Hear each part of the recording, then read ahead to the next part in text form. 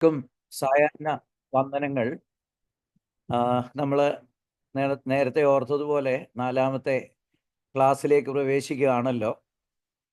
ദൈവം നമ്മളെ അനുഗ്രഹിക്കട്ടെ. നമ്മൾ കേൾക്കുന്ന കാര്യങ്ങൾ ഏതെങ്കിലും തരത്തിൽ നമ്മുടെ ആത്മീയ ജീവിതത്തെ പുഷ്ടിപ്പെടുത്താൻ ഇടയാകട്ടെ എന്ന് ഞാൻ ആഗ്രഹിക്കുകയും പ്രാർത്ഥിക്കുകയും ചെയ്യുന്നു. എനിക്ക് തൊണ്ടയ്ക്ക് അല്പം പ്രോബ്ലം ഉണ്ട്, എന്നാലും ദൈവം കൃപ തരും എന്നുള്ള വിശ്വാസത്തിലാണ് ഞാൻ ഇന്നും ക്ലാസ് തുടങ്ങുന്നത്. നിങ്ങളും പ്രാർത്ഥനയോടിരിക്കണമെന്ന് അപേക്ഷിക്കുന്നു.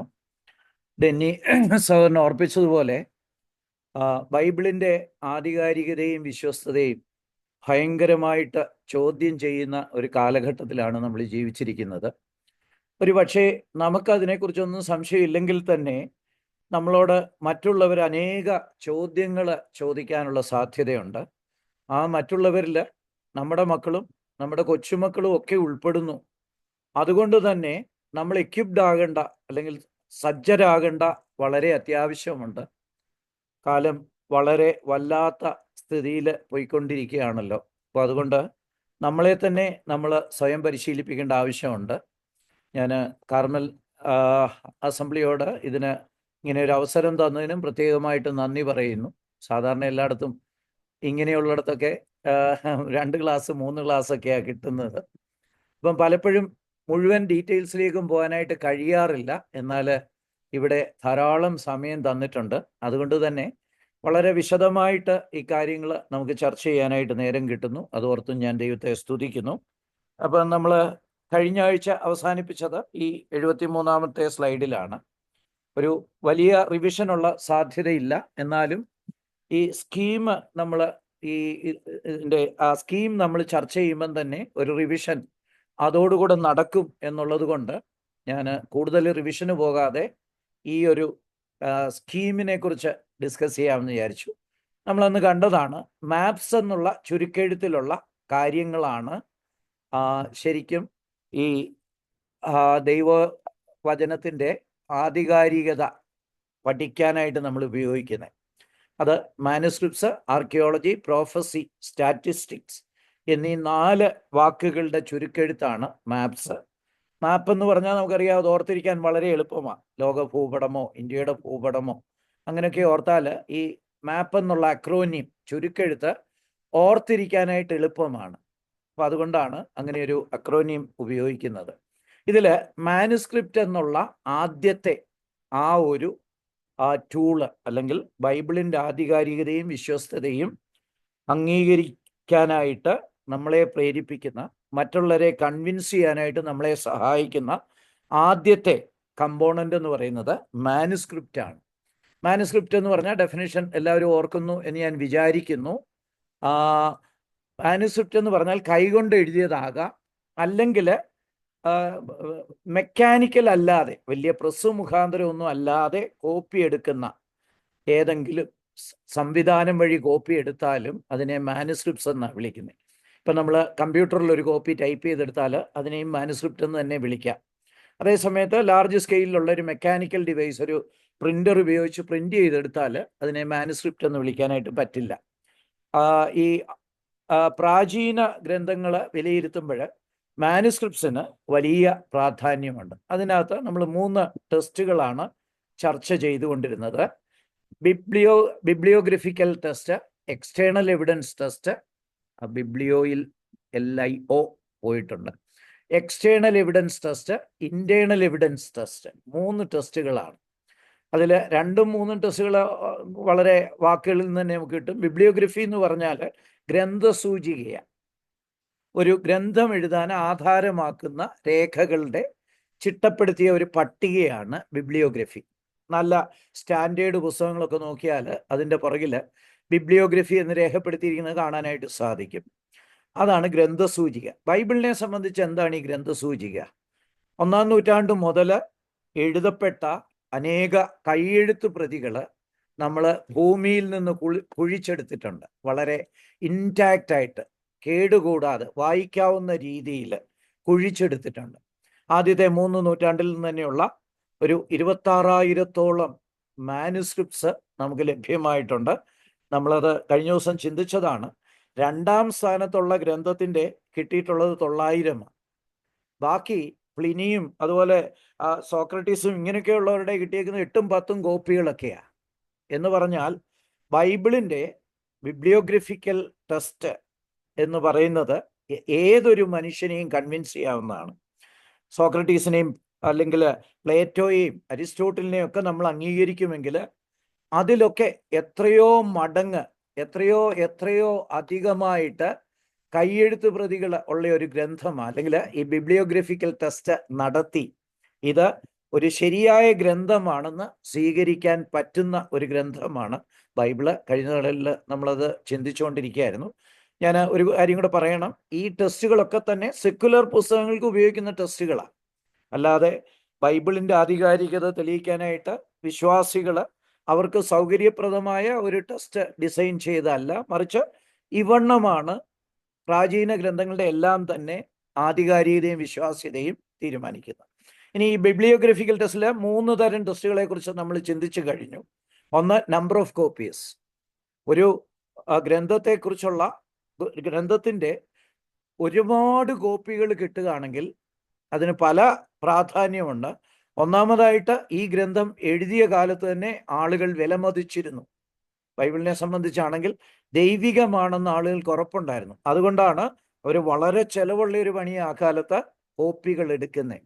മാത്രമല്ല ഒരുപാട് അധ്വാനം, ഒരുപാട് സമയവും വേണ്ടിയ ഒരു പ്രവർത്തനമാണ് ഒരു ഗ്രന്ഥത്തിൻ്റെ കോപ്പി എടുക്കുക എന്ന് പറയുന്നത്. അങ്ങനെയാണെങ്കിൽ പുതിയ നിയമത്തിൻ്റെ, ഞാൻ കൂടുതലും പുതിയ നിയമമാണ് ഇവിടെ കോൺസെൻട്രേറ്റ് ചെയ്യുന്നത്. കാരണം പഴയ നിയമത്തിൻ്റെ ആധികാരികയും വിശ്വാസ്യതയൊക്കെ പുതിയ നിയമത്തിന് മുമ്പ് തന്നെ യഹൂദന്മാർ തന്നെ അംഗീകരിച്ചിട്ടുള്ള ഗ്രന്ഥമാണ്. അതിൻ്റെ അങ്ങനെയുള്ള കാര്യങ്ങളൊക്കെ വേറെ തരത്തിൽ അത് ഓൾറെഡി ഇതിനോട് മുമ്പ് തന്നെ, പുതിയ നിയമത്തിനു മുമ്പ് തന്നെ അംഗീകരിക്കപ്പെട്ടിട്ടുള്ള. അപ്പം ഈ പുതിയ നിയമത്തെ സംബന്ധിച്ച് ഇങ്ങനെ ധാരാളം കയ്യെഴുത്ത് പ്രതികൾ കിട്ടിയിരിക്കുന്നു, നമ്പർ ഓഫ് കോപ്പീസ് കിട്ടിയിരിക്കുന്നു എന്ന് പറയുന്നത് ഒരു ചരിത്രാന്വേഷണനെ സംബന്ധിച്ചിടത്തോളം അതൊരു ഗോൾഡിൻ്റെ ഖനി പോലെ, സ്വർണത്തിൻ്റെ ഖനി പോലെ, തെളിവുകളുടെ ഒരു വലിയ ശേഖരമാണ്. ഇത്രയധികം കോപ്പികളുണ്ടെങ്കിൽ ഈ ഗ്രന്ഥം ഒരു മഹത് ഗ്രന്ഥമാണെന്ന് ആ കാലത്തുള്ളവർ വിശ്വസിച്ചിരിക്കണം. നമുക്കറിയാമല്ലോ ഈ എഴുത്തുകാരുടെ അഭൗമിക ശക്തിയും അവരിൽ ഈ പ്രകൃതിയാതീതമായ മാർഗങ്ങളിലൂടെ പ്രവചനം, അതുപോലെ അന്യഭാഷ, അതുപോലുള്ള പ്രകൃതിയാതീത മാർഗങ്ങളിലൂടെ വെളിപ്പെടുത്തിയതും ഒക്കെ അറിയാവുന്നവരാണ് ഈ ഗ്രന്ഥത്തിൻ്റെ കോപ്പി എടുത്ത് അവർ ദിവ്യമായിട്ട് മനസ്സിലാക്കിയിരുന്നെന്നാണ് കാണിക്കുന്നത്. മാത്രമല്ല ഒരുപാട് കോപ്പി ഉള്ളത് കൊണ്ട് ഇനിയും ആർക്കും ഇത് തിരുത്താൻ കഴിയാത്ത, ഇനിയെന്ന് പറഞ്ഞാൽ ഇനിയുള്ള കാലത്തല്ല, ഈ കയ്യെഴുത്ത് പ്രതികൾ ഭൂമിയിൽ സംരക്ഷിക്കപ്പെട്ട അല്ലെങ്കിൽ അത് എഴുതിയ സമയത്തിന് ശേഷം ആർക്കും തിരുത്താൻ മേലാത്തവണ്ണം ഒത്തൻറ്റിക്കായിട്ട്, പിന്നീട് ആർക്കും ഒരു കള്ളത്തരവും കാണിക്കാൻ കഴിയാതെ വണ്ണം ഒത്തൻറ്റിക്കായിട്ട് ദൈവം സൂക്ഷിക്കുന്ന ഒരു പരിപാടിയായിരുന്നു ഇത്രയധികം കയ്യെഴുത്ത് പ്രതികൾ ഉണ്ടാക്കാൻ ദൈവം മനുഷ്യരെ പ്രേരിപ്പിച്ചതിൻ്റെ മറ്റൊരു കാരണം. ഞാൻ കുമാരനാശാന്റെ ദുരവസ്ഥയെക്കുറിച്ച് പറഞ്ഞത് നിങ്ങൾ ഉദാഹരണം പറഞ്ഞ് ഓർക്കുമെന്ന് വിചാരിക്കുന്നു.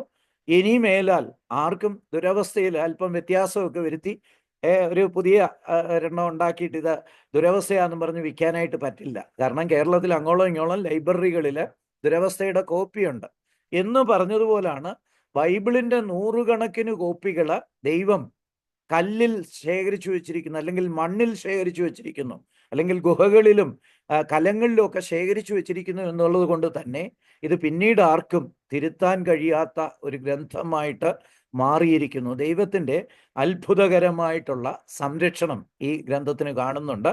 ഒരു ഹിസ്റ്റോറിയനെ സംബന്ധിച്ച് ഇത്രയധികം കോപ്പികളുണ്ട് എന്ന് പറയുന്നത് ഒരു വലിയ അക്ഷയ ഖനി തന്നെയാണ്, അതൊരു വലിയ തെളിവ് തന്നെയാണ്.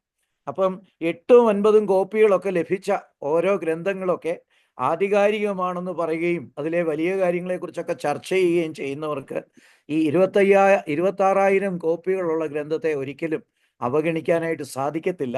അതുകൊണ്ട് തന്നെ ഇന്നത്തെ ചരിത്രകാരന്മാരൊക്കെ തന്നെ ബൈബിളിനെ ഒത്തൻറ്റിക്കായിട്ട് അല്ലെങ്കിൽ ആധികാരികമായിട്ട് കരുതുന്നുണ്ട്.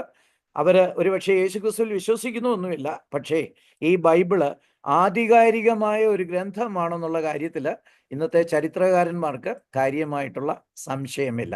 പിന്നെ രണ്ടാമത് നമ്മൾ ചർച്ച ചെയ്തത് ടൈം ഗ്യാപ്പ്, ഒറിജിനലും കോപ്പീസും തമ്മിലുള്ള. മൂലഗ്രന്ഥം രചിച്ചതിന് അടുത്തെഴുതിയ കോപ്പികളാണെങ്കിൽ അതിൻ്റെ ആധികാരികത വലിയതാണ്.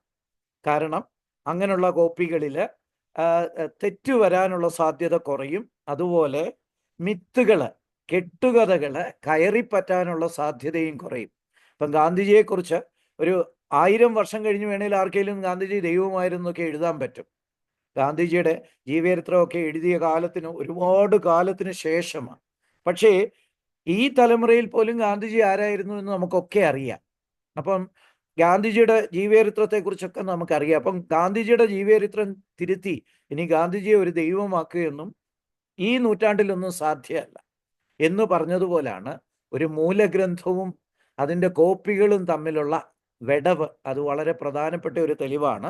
അത് ബൈബിളിനെ സംബന്ധിച്ചാണ് ഏറ്റവും അടുത്ത്. ഇതിൻ്റെ മൂലകൃതി എഴുതിയ 10 അവസാനത്തെ പുസ്തകമായ വെളിപ്പാട് പുസ്തകം എഴുതി 10 30 വർഷത്തിന് എഴുതിയ, അല്ലെങ്കിൽ ആ മൂലഗ്രന്ഥം കണ്ടിട്ടുള്ളവർ ജീവിച്ചിരിക്കുമ്പം എഴുതിയിട്ടുള്ള കോപ്പികൾ ലഭ്യമാണ്. ഒരു കൃതി ഒറിജിനൽ നിലനിൽക്കുമ്പോൾ എഴുതുന്ന കോപ്പികളിൽ തീർച്ചയായിട്ടും കളവ് കാണിക്കാനായിട്ട് സാധിക്കത്തില്ല. അപ്പം ഈ ടൈം ഗ്യാപ്പ് ബൈബിളും ഈ കിട്ടിയേക്കുന്ന കൈയെഴുത്ത് പ്രതികളും തമ്മിലുള്ള വിടവ്, സമയവിടവ് കുറവാണെന്നുള്ളത് ബൈബിളിൻ്റെ ആധികാരികതയെ അരക്കിട്ടുറപ്പിക്കുക. പിന്നെ degree of accuracy of the copies. ഈ കോപ്പീസിൻ്റെ ആക്യുറസി എത്രയുണ്ട്, അതും ഈ ബൈബിള് ആധികാരികമാണ്, അന്ന് എഴുതിയതുപോലെ നമുക്ക് കിട്ടിയിരിക്കുന്നു. മാത്രമല്ല ദൈവിക സംരക്ഷണമുള്ള ഒരു ഗ്രന്ഥമാണ് എന്ന് നമ്മളെ കൺവിൻസ് ചെയ്യത്തക്ക വിധത്തിൽ, ബോധ്യപ്പെടുത്തത്തക്ക വിധത്തിലാണ് ബൈബിളിൻ്റെ കാര്യം. ഈ 26,000 കൈയെഴുത്ത് പ്രതികൾ തമ്മിൽ താരതമ്യപ്പെടുത്തിയാലും വലിയ സാമ്യമാണ്. അവ തമ്മിൽ വളരെ ചെറിയ ദാ പോലെയൊക്കെയുള്ള ഒരു വാക്കിൻ്റെ വ്യത്യാസം അങ്ങനെയുള്ളതൊക്കെ അതിൽ കാണാനായിട്ട് സാധിക്കത്തുള്ളൂ. അതിൻ്റെ അർത്ഥം ഈ കോപ്പികളെല്ലാം സമാനമാണ്. ഇനി അതിലും അത്ഭുതം, ഈ കോപ്പികൾ എഴുതി കഴിഞ്ഞ് 1600 വർഷങ്ങൾക്ക് ശേഷം രചിക്കപ്പെട്ട നമ്മുടെ കയ്യിലുള്ള ഈ പുസ്തകവും കോപ്പികളുമായിട്ടുള്ള സാമ്യവും പെർഫെക്റ്റാണ്. കാര്യമായ ഒരു വ്യത്യാസവുമില്ല. വല്ല അക്ഷരമൊക്കെ ഒന്ന് സ്ഥാനം തെറ്റി കിടക്കുന്നതോ, അല്ലെങ്കിൽ ഇംഗ്ലീഷിലെ ദ പോലെയൊക്കെയുള്ള വാക്കുകൾ ഉണ്ടായിരിക്കുന്നു കൂടുതൽ കിടക്കുന്നതോ അല്ലെ ഇല്ലാതിരിക്കുന്നതോ, ഇങ്ങനെയൊക്കെയുള്ള വളരെ ചെറിയ വ്യത്യാസമേ ഉള്ളൂ. അതായത് ഈ കോപ്പികളും അവ തമ്മിൽ താരതമ്യപ്പെടുത്തി പഠിച്ചാലും, ആ കോപ്പികളെയും ഇന്നത്തെ ബൈബിളും തമ്മിൽ താരതമ്യപ്പെടുത്തിയാലും വ്യത്യാസം തീരെ നിസ്സാരമാണ്. ബൈബിളിൻ്റെ ഉപദേശത്തെ ഒന്നും ബാധിക്കത്തക്ക വിധത്തിൽ യാതൊരു വ്യത്യാസവും അവ തമ്മിൽ കാണില്ല. മാത്രമല്ല, കഴിഞ്ഞ ക്ലാസ്സിൽ നമ്മൾ ഓർത്തതുപോലെ ഈ ബൈബിളിൽ പല ആവർത്തനങ്ങൾ കാണാം. അഥവാ ഒരിടത്ത് ഒരു ദാ കൂടിപ്പോയി അല്ലെ കുറഞ്ഞുപോയി, അങ്ങനെ വന്നാലും അത് നമുക്ക് കമ്പയർ ചെയ്ത് കൃത്യം എന്താണ് സത്യമെന്ന് കണ്ടുപിടിക്കാൻ ബൈബിളിൽ തന്നെ ക്ലൂ ഉണ്ട്. 4 സുവിശേഷങ്ങളുടെ കാര്യം നമ്മൾ കഴിഞ്ഞ ആഴ്ച ചർച്ച ചെയ്തതാണ്. 5 അപ്പം കൊണ്ട് 5000 പേരെ പോഷിപ്പിക്കുന്ന ആ ഭാഗം 4 സുവിശേഷങ്ങളിലും ഉണ്ട്. ഇതെല്ലാം കൂടെ ഒന്ന് ചേർത്ത് വയ്ക്കുകയാണെങ്കിൽ ഒരു ഫുൾ സ്റ്റോറി നമുക്ക് കിട്ടത്തക്ക വിധത്തിൽ ബൈബിളിൻ്റെ ആധികാരികത ഉറപ്പിക്കുന്നതായിട്ട് കാണാം. അപ്പം ബൈബിളിൻ്റെ ആധികാരികത ഉറപ്പിക്കാൻ ആവശ്യത്തിന് തെളിവുകളുണ്ട്. നമ്മൾ പിന്നീട് എക്സ്റ്റേണൽ എവിഡൻസസിനെ കുറിച്ച് കണ്ടു. എക്സ്റ്റേണൽ എവിഡൻസ് എന്ന് പറഞ്ഞാൽ ബൈബിളിൻ്റെ എഴുത്തുകാരല്ലാത്തവർ ബൈബിളിനെ കുറിച്ച് പറഞ്ഞിട്ടുള്ളതോ ബൈബിളിൽ നിന്ന് കോട്ട് ചെയ്തിട്ടുള്ളതോ അതൊക്കെയാണ് എക്സ്റ്റേണൽ എവിഡൻസ്. അതായത് ബൈബിളിലെ ഗ്രന്ഥകാരന്മാരൊന്നും പറഞ്ഞ കാര്യങ്ങൾ ഇതിനകത്ത് വരത്തില്ല. അത് ഇന്റേണൽ എവിഡൻസിലേ വരത്തുള്ളൂ. ബൈബിളിന് വെളിയിലുള്ള എന്ന് പറഞ്ഞാൽ ബൈബിൾ എഴുത്തുകാരല്ലാത്ത ക്രിസ്ത്യാനികളും അക്രൈസ്തവരും ബൈബിളിൽ നിന്ന് ഉദ്ധരിച്ചിട്ടുള്ളതും ബൈബിളിനെ കുറിച്ച് പറഞ്ഞിട്ടുള്ളതും ഒക്കെ ബൈബിളിൻ്റെ ആധികാരികതയ്ക്ക് ഭയങ്കര തെളിവാണ്. പ്രത്യേകിച്ച് നോൺ ക്രിസ്ത്യൻ സോഴ്സസിൻ്റെ തെളിവുകൾ വളരെ അപ്രമാദിത്വമുള്ളതാണ്. നമ്മൾ ജോസീഫസിൻ്റെ കാര്യവും ടാസിറ്റസിൻ്റെ കാര്യവും പ്ലിനിയുടെ കാര്യവും ഇങ്ങനെ പലരുടെ കാര്യം ഇങ്ങനെ ചർച്ച ചെയ്തുകൊണ്ടിരിക്കുകയായിരുന്നു. ഇവരിൽ മിക്ക പേരും അക്രൈസ്തവരും ക്രിസ്തീയ വിരോധികളുമായിരുന്നു. ജോസീഫസ് ഒരു യഹൂദനായിരുന്നു. അപ്പം ഇങ്ങനെയുള്ളവർ യേശുക്രിസ്തുവിൻ്റെ അസ്തിത്വത്തെക്കുറിച്ച് അല്ലെങ്കിൽ ചരിത്രപുരുഷനാണെന്നുള്ളതിനെക്കുറിച്ച് പറയുന്നതിന് വലിയ വിലയുണ്ട്. ഇവരാരും യേശുക്രിസ്തുവിൽ വിശ്വസിച്ചെന്നൊന്നുമല്ല അതിൻ്റെ അർത്ഥം. മറിച്ച് ഇവർ എഴുതി വന്നപ്പോൾ അവർക്ക് യേശുക്രിസ്തുവിനെ കുറിച്ച് പറയേണ്ടി വന്നു. കാരണം അവരുടെ ജീവിതകാലത്തിനടുത്ത് ജീവിച്ചിരുന്ന ഒരു ചരിത്ര പുരുഷനാണ് യേശുക്രിസ്തു. ഇവരൊക്കെ തന്നെ യേശുക്രിസ്തു ഒരു നല്ല സൽപ്രവർത്തികൾ ചെയ്ത ഒരാളായിരുന്നു എന്നുള്ളത്, അത്ഭുതങ്ങൾ ചെയ്തിരുന്നു എന്നുള്ളത്, മരിച്ചുയർത്തെഴുന്നേറ്റു എന്ന് ശിഷ്യന്മാർ വിശ്വസിച്ചു എന്നുള്ളത്, യേശുക്രിസ്തുവിൻ്റെ മരണസമയത്ത് സൂര്യഗ്രഹണം ഉണ്ടായി എന്നുള്ളത്, ഇങ്ങനെ അനേക കാര്യങ്ങൾ ഇവർ സമ്മതിക്കുന്നുണ്ട്. മാത്രമല്ല, അന്ന് നിലനിന്നിരുന്ന ക്രിസ്തീയ വിഭാഗം വളരെ വ്യത്യസ്തരായ, വിശുദ്ധിക്ക് പ്രാധാന്യം കൊടുത്ത ഒരു വിഭാഗമായിരുന്നു എന്നുള്ളതിനും ഇവർ സാക്ഷ്യം പറയുന്നുണ്ട്. ഇവരുടെ സാക്ഷ്യം അപ്രമാദിത്വമുള്ളതാണ്. വാസ്തവത്തിൽ ഈ എക്സ്റ്റേണൽ എവിഡൻസ് മാത്രമുണ്ടെങ്കിൽ തന്നെ ഒരു ചരിത്രകാരന് ബൈബിള് സത്യസന്ധമാണ്, ആധികാരികമാണ്, വിശ്വസനീയമാണ് എന്ന് ചിന്തിക്കാനുള്ള സകല ന്യായങ്ങളുമുണ്ട്. പിന്നീട് നമ്മൾ ഇനിയും വരാനുള്ളത് ഇന്റേണൽ എവിഡൻസിനെ കുറിച്ചാണ്. ഇന്റേണൽ എവിഡൻസിൽ നമുക്ക് പല കാര്യങ്ങൾ അതിനകത്ത് പഠിക്കാനായിട്ട് സാധിക്കും. ഒന്ന്, ഈ ബൈബിള്, ഇന്ന് നമ്മുടെ കയ്യിലുള്ള ബൈബിള്, അല്ലെങ്കിൽ കയ്യെഴുത്ത് പ്രതികളിലൂടെ നമ്മൾ കാണുന്ന ബൈബിള്, അല്ലെങ്കിൽ ക്രിസ്തീയ പിതാക്കന്മാര് അനേക തവണ 36,000 കൊട്ടേഷൻസ് കൊടുത്തിട്ടുണ്ട്. ഏകദേശം മുഴുവൻ പുതിയ നിയമം അവർ കോട്ട് ചെയ്തിട്ടുണ്ട്. അപ്പൊ അതിലൂടെയൊക്കെ ലഭിക്കുന്ന ആ ബൈബിൾ എഴുതിയ സാക്ഷികൾ, അവരെത്ര പേരുണ്ട്, അത് വളരെ പ്രധാനമാണ്. അതുപോലെ തന്നെ മറ്റ് ഒരു പ്രൂഫ് എന്ന് പറയുന്നത്, ഈ ഇത്രയധികം സാക്ഷികൾ ഉണ്ടായിട്ടും ഇവര് തമ്മിൽ എന്തെങ്കിലും കോൺട്രഡിക്ഷൻ ഉണ്ടോ, ഇവര് തമ്മിൽ പരസ്പര വിരുദ്ധമായിട്ട് എന്തെങ്കിലും ഉണ്ടോ? ഒരാൾ പറഞ്ഞതുപോലെ അല്ല മറ്റേ ആൾ പറഞ്ഞതെങ്കിൽ കാര്യം കുഴയും. അത് മറ്റൊരു കാര്യമാണ്. ഇതിൻ്റെ ഇടയിൽ 4 കാര്യങ്ങളിൽ മറ്റൊരു കാര്യമാണ്. മൂന്നാമത്, ഈ വിറ്റ്നസ്സുകളുടെ, സാക്ഷികളുടെ, എഴുത്തുകാരുടെ ട്രൂത്ത്ഫുൾനെസ്, അവരെത്ര സത്യസന്ധരാണെന്നുള്ളത് വളരെ പ്രധാനപ്പെട്ട കാര്യമാണ്. അതായത് ഈ എഴുതിയവര് വിശ്വസിക്കത്തക്ക ഉള്ളവരാണോ, സത്യസന്ധരാണോ എന്നുള്ളത് വളരെ പ്രധാനമായിട്ടുള്ള ഒരു കാര്യമാണ്. ഇനിയും അവസാനമായിട്ട്, ഇവര് പ്രജുഡിസ്ഡ് ആയിരുന്നു. ഇവര് എഴുതിയത് അങ്ങനെ എഴുതാൻ ന്യായമായ കാരണങ്ങൾ വല്ലതും ഉണ്ടോ? നമുക്കറിയാം, ഇന്നത്തെ മതവാദികളൊക്കെ അങ്ങനെ കണ്ണും പൂട്ടി അവരവരുടെ മതത്തെയൊക്കെ സപ്പോർട്ട് ചെയ്യുന്നത് കാണാം. അങ്ങനെയുള്ള പ്രജുഡിസ് വല്ലോ, മുൻവിധി വല്ലോ ഈ എഴുത്തുകാർക്കുണ്ടായിരുന്നുവോ? ഈ 4 കാര്യങ്ങൾ ആണ് പ്രധാനമായിട്ടും ഇന്റേണൽ എവിഡൻസ്. ഞാൻ എക്സ്റ്റേണൽ എവിഡൻസിനെ കുറിച്ച് പറഞ്ഞ പോലെ തന്നെ ഈ ഇന്റേണൽ എവിഡൻസും വളരെ പ്രധാനപ്പെട്ട എവിഡൻസ് ആണ്. ഈ ഗ്രന്ഥം സമഗ്രതയുള്ളതാണ്, സത്യസന്ധതയുള്ളതാണ്, ശരിയാണ് എന്ന് ന്യായമായിട്ട് ഒരാൾക്ക് അംഗീകരിക്കാൻ ഈ ഇന്റേണൽ എവിഡൻസ് മാത്രം മതി. ഈ പുസ്തകത്തിൻ്റെ അകത്തേക്ക് കയറി ഒന്ന് പരിശോധിച്ചാൽ മതി. ഇങ്ങനെയൊരു പുസ്തകമില്ല, ഇത് അതുല്യമായ പുസ്തകമാണ് എന്ന് സമ്മതിക്കേണ്ടതായിട്ട് വരും. ഈ ആന്തരിക തെളിവുകളുടെ ടെസ്റ്റിൻ്റെ മാർഗം, അതിൻ്റെ മെത്തേഡ് ഡെവലപ്പ് ചെയ്തിരിക്കുന്നത് ഡേവിഡ് ഹ്യൂമാണ്. ഡേവിഡ് ഹ്യൂം എന്ന് പറഞ്ഞാൽ ഒരു അറിയപ്പെടുന്ന നിരീശ്വരനായിരുന്നു. ഡേവിഡ് ഹ്യൂം ഒരു അറിയപ്പെടുന്ന നിരീശ്വരവാദിയായിരുന്നു. യേശുക്രിസ്തുവിനെ വിശ്വസിക്കാത്ത, യേശുക്രിസ്തുവിൻ്റെ ചരിത്രപരതയെ ചോദ്യം ചെയ്യുന്ന ഒരു നിരീശ്വരനായിരുന്നു. ഒരുപാട് ഡാമേജ് ക്രിസ്ത്യൻഡമിന് ചെയ്യാനായിട്ട് ശ്രമിച്ച ഒരാളായിരുന്നു ഈ ഡേവിഡ് ഹ്യൂം. അപ്പൊ ഡേവിഡ് ഹ്യൂമിൻ്റെ, അല്ലെങ്കിൽ ബൈബിളിൻ്റെ ശത്രുവിൻ്റെ മെത്തേഡ് വെച്ച് തന്നെ നമുക്ക് ഈ ബൈബിളിൻ്റെ ആധികാരികത പരിശോധിക്കാൻ കഴിയുമെങ്കിൽ, അത് സ്ഥാപിക്കാൻ കഴിയുമെങ്കിൽ, അത് ബൈബിളിൻ്റെ അതുല്യത തന്നെയാണ്. ഓക്കെ, അദ്ദേഹത്തിൻ്റെ മാനദണ്ഡം, അല്ലെങ്കിൽ അദ്ദേഹം അതിനുപയോഗിക്കുന്ന സ്കെയില്, അളവുകോലുകൾ, മാനദണ്ഡങ്ങൾ എന്തൊക്കെയാണ്? ഒന്ന്, are there sufficient number of witnesses? മതിയായ സാക്ഷികളുണ്ടോ? നമുക്കറിയാം, ഒരു കോടതിയിലാണെങ്കിൽ ഒരു സാക്ഷിയെ ഒരു കാര്യത്തിനുള്ളെങ്കിൽ കോടതി വളരെ കെയർഫുള്ളായിട്ട് ആ കേസിൽ ഇടപെടത്തുള്ളൂ, അല്ലെങ്കിൽ അതിൻ്റെ വിധി പ്രസ്താവിക്കും വളരെ സൂക്ഷിക്കും. 2 സാക്ഷികളുണ്ട്, അവർ രണ്ടുപേരും പറയുന്നത് ഒന്നാണ്, അവർക്ക് രണ്ടുപേർക്കും വിശ്വസ്തതയുള്ളവരാണെങ്കിൽ കോടതിക്ക് കൂടുതൽ കോൺഫിഡൻസ് കിട്ടും. 5 പേരുണ്ടെങ്കിൽ അതിലും കൂടുതൽ, 7 പേരുണ്ടെങ്കിൽ അതിലും കൂടുതൽ. അപ്പം എത്ര സാക്ഷികളുണ്ട് ഒരു കാര്യം പറയുന്നത്, അല്ലെ ഒരു കാര്യത്തെക്കുറിച്ച് പറയുന്നവർ, അത് വളരെ പ്രധാനപ്പെട്ട ഒരു കാര്യമാണ്. രണ്ടാമത്, ഈ സാക്ഷികൾ തമ്മിൽ പരസ്പര വൈരുദ്ധ്യമുണ്ടോ? ഒരുപാട് സാക്ഷികളുണ്ട്, പക്ഷെ ഒരുത്തൻ പറയുന്നതിനെതിരാ വേറൊരുത്തൻ പറയുന്നത്. ഇവരുടെ എല്ലാം കൂടെ സാക്ഷ്യങ്ങൾ പരിശോധിക്കുമ്പോൾ ആകെപ്പാടെ കൺഫ്യൂഷൻ ആകുകയാണെങ്കിൽ ആ സാക്ഷ്യത്തിനൊന്നും ഒരു വിലയുമില്ല. അപ്പോൾ ഒരു കോടതിയാണെങ്കിൽ ഇത് തന്നെയാണ് ചെയ്യുന്നത്. നമ്മുടെ ഒരു സാധാരണ കോടതിയിൽ നടക്കുന്ന നടപ്പ് പ്രവൃത്തികളാണ് ഇതൊക്കെ.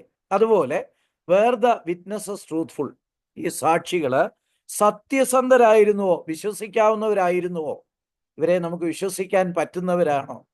അതുപോലെ വേർ ദേ നോൺ പ്രെജുഡീഷ്യൽ, അതായത് സാക്ഷികൾ മുൻവിധി ഇല്ലാത്തവരായിരുന്നോ? ഇവർക്ക് ആരെങ്കിലും പൈസ കൊടുത്ത് ഇങ്ങനെ പറയിപ്പിച്ചതാണോ? അല്ലെങ്കിൽ ഇങ്ങനെ എഴുതിയാൽ, ബൈബിളിലെ സുവിശേഷന്മാർ അങ്ങനെ സുവിശേഷം എഴുതിയാൽ അവർക്ക് പ്രത്യേകിച്ച് ഗുണം വല്ലതും കിട്ടുമായിരുന്നോ, പ്രതിഫലം കിട്ടുമായിരുന്നോ? ഇതൊക്കെയാണ് ഇതിൽ നോക്കുന്നത്. ഇവര് മുൻവിധിയുള്ളവരായിരുന്നു. ഇത് നേരത്തെ പറഞ്ഞതുപോലെ David Hume, a well known atheist and philosopher, enquiry concerning human understanding, page 120 വരുന്ന ഒരു യാർഡ് സ്റ്റിക്കാണ് നമ്മൾ ഇവിടെ ഉപയോഗിച്ചിരിക്കുന്നത്. ഈ പുസ്തകം എടുത്ത് നോക്കിയാൽ ഈ യാർഡ് സ്റ്റിക്ക് നമുക്ക് കാണാനായിട്ട് സാധിക്കും.